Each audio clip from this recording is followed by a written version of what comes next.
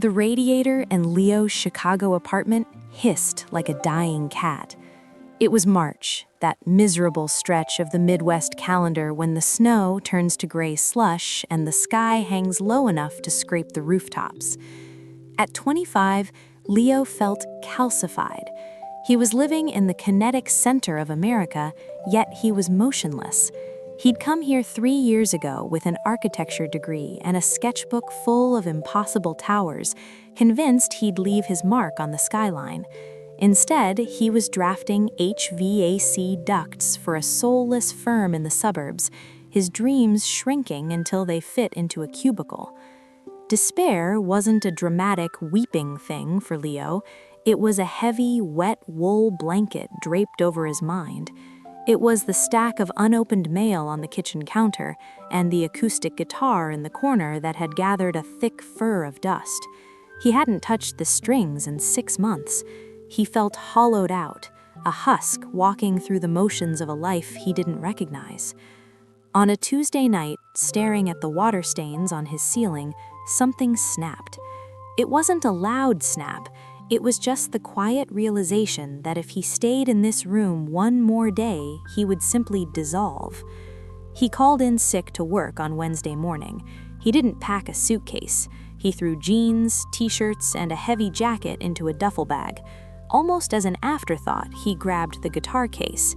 He got into his 2014 Honda Civic, which smelled faintly of mildew and old receipts, and just started driving west on I-80. He didn't have a plan. He just needed the horizon to stop being blocked by brick buildings. The first day was a blur of Illinois cornfields and the flat, relentless expanse of Iowa. The gray followed him.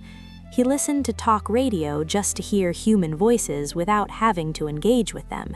He slept in a Motel 6 outside of Omaha, the neon sign buzzing outside his window, flashing pink light onto the textured drywall. The shift happened on day 3.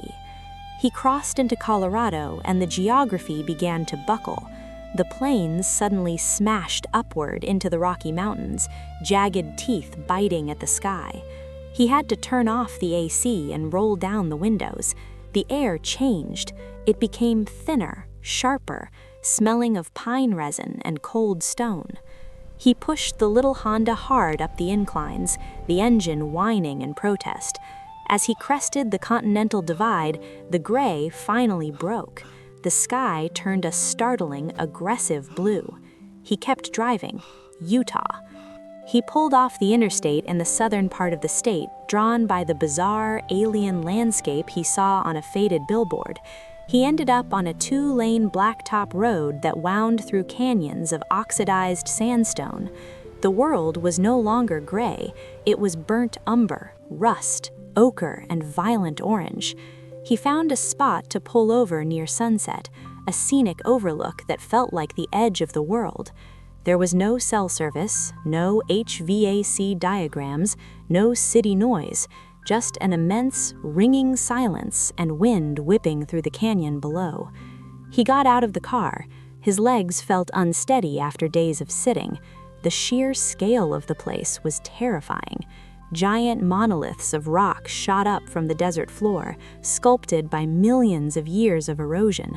Standing there, Leo felt incredibly small. Strangely, the feeling wasn't oppressive.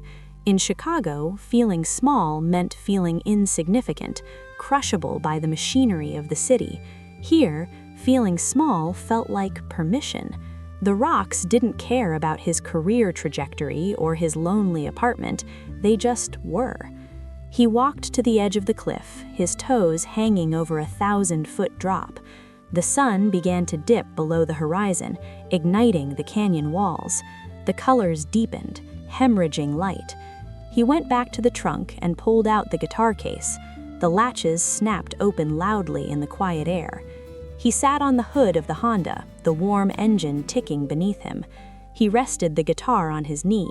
His calluses were gone. His fingertips were soft. He strummed an E major chord. It was out of tune, jarring and ugly against the perfect silence. He spent 20 minutes tuning it, frustration bubbling up. The old familiar feeling of incompetence trying to take hold. "Just put it back," the voice inside him whispered. "You're not a musician anymore." He ignored the voice. He got it in tune. He didn't try to play anything complex. He just hit an A minor chord and let it ring out over the canyon. The sound didn't die instantly like it did in his cramped apartment. It traveled, bouncing off a rock face half a mile away, returning to him faintly. He played another chord, then another. He started picking out a melody he used to play in college, something simple and folksy. His fingers hurt, stinging as the steel strings bit into the soft flesh. He kept playing until his index finger started to bleed a little. He wasn't suddenly fixed, he knew that. The problems in Chicago were still there, waiting for him like creditors. But sitting there under the vast western sky, watching the first stars prick through the indigo twilight, the wet wool blanket lifted. He could breathe. The air tasted like dust and sagebrush and possibility. He played until it was too dark to see his hands. Then he put the guitar back in its case, sliding it carefully into the trunk. He got back into the driver's seat and turned the key. The dashboard lights glowed amber. He looked at the fuel gauge, half a tank. He looked at the road ahead, disappearing into the desert darkness. He didn't know where he was going tomorrow. Maybe Arizona, maybe California. Maybe he'd turn around and head back to face the music in Illinois. It didn't matter. He put the car in gear. He was moving again.